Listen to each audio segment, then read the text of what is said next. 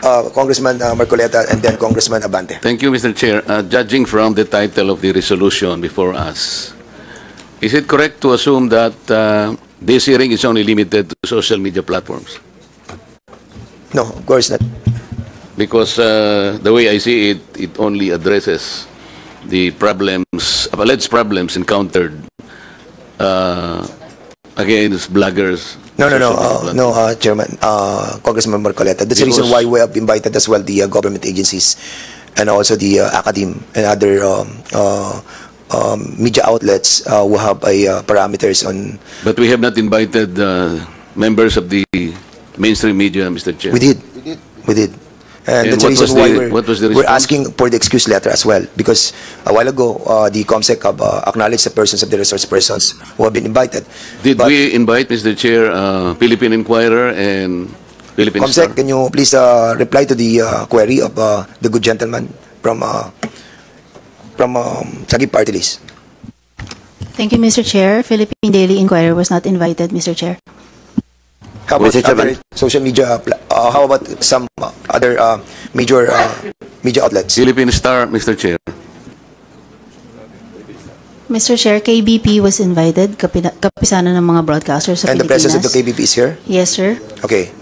Did that satisfy the query of Congressman Marcoleta? Because I think, Mr. Chair, even the not only the social media are supposed to be invited, but also the mainstream media. I am personally victimized by these two popular newspapers, broadsheets. May I cite a particular example just to dramatize, Mr. Chair? Yeah, Kaya importante lang sana. Gusto ko rin silang marinig ko nandito. Just a point of order. So what's the point of order? We are still in checking all the invitations that was sent to all the invitees. At the same time, Mr. Chairman, some of those invitees are not present. And with regards to the query being made by Congressman Marcoleta, I do believe that he has a basis for that.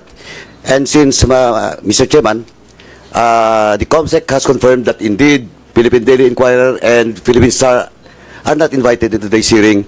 Since Congressman Marcoleta is not a member of this committee, may I respectfully move, Mr. Chairman, that in the next hearing we will invite Philippine Daily Inquirer and Philippine Star to expedite discussion, Mr. Chairman. So move, Mr. Chairman. May I know, Mr. Chair, why? By Congressman Paduano, and we have to tackle first the motion. Huh? We have to tackle the motion. I second the motion. And there's that was duly seconded. Any objection? Hearing none, the said motion is now approved. So, Congressman Marcoleta, your query is valid. Unfortunately, I think it's the fault of the COMSEC for not inviting, because you have to consider as well that we have invited so many already for the bloggers. It was like 40, and we cannot accommodate everybody. And that's the reason why your query is so valid that we will be inviting them in the next hearing. And at the same time, having said that, your story about being victimized of those two broadsheet can be tackled in the next hearing. So the next item. Mr. Chair.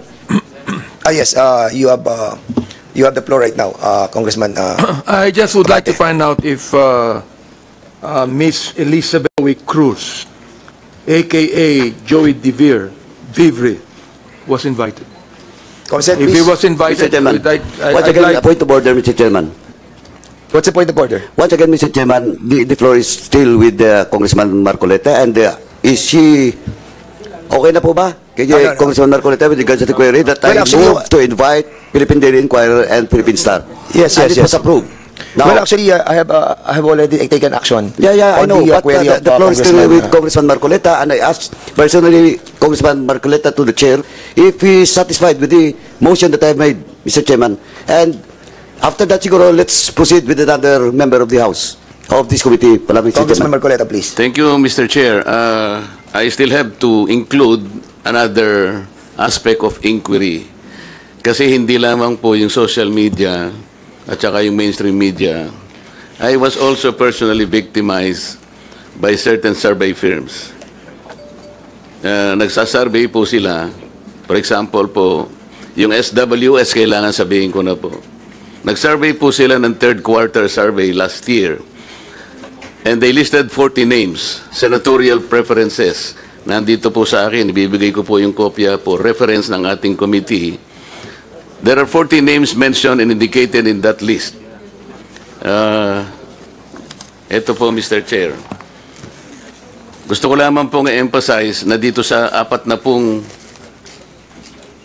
senatoriables po na kanilang ginamit dito sa survey na to, meron pong 6 na relatively unknown. Babasahin ko po ang pangalan. Adonis Jerome, Andamo Jocelyn, Arambolo Ronel, Doringo Mimi, Floranda Muri, Danilo Ramos.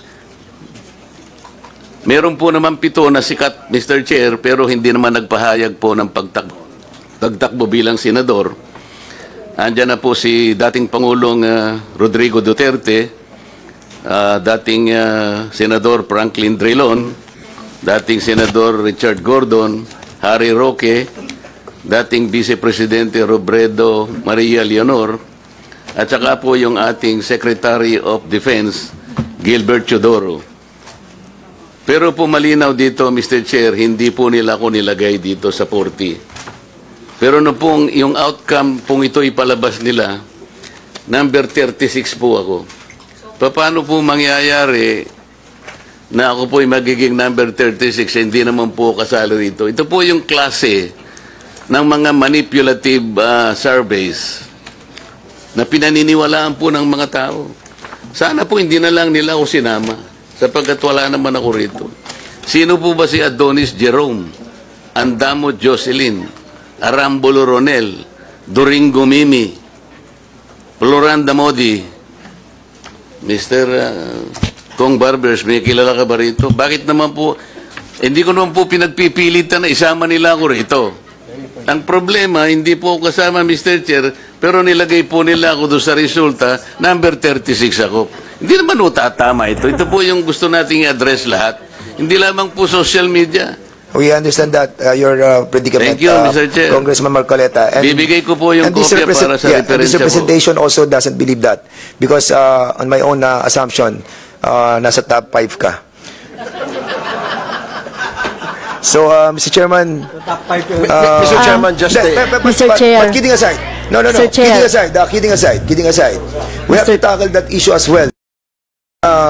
Espoused by Congressman Marcoleta. So we will be inviting over in the next hearing, what survey firm is that?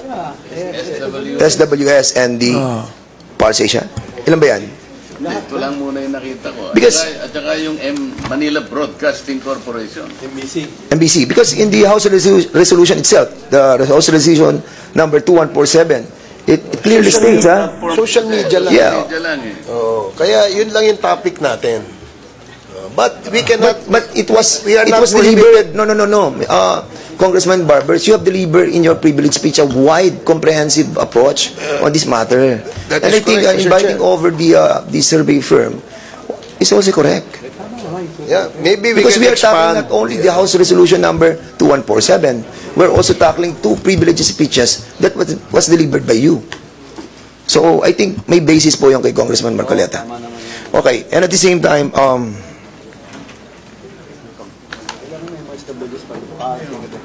so there's some Mr. Chair.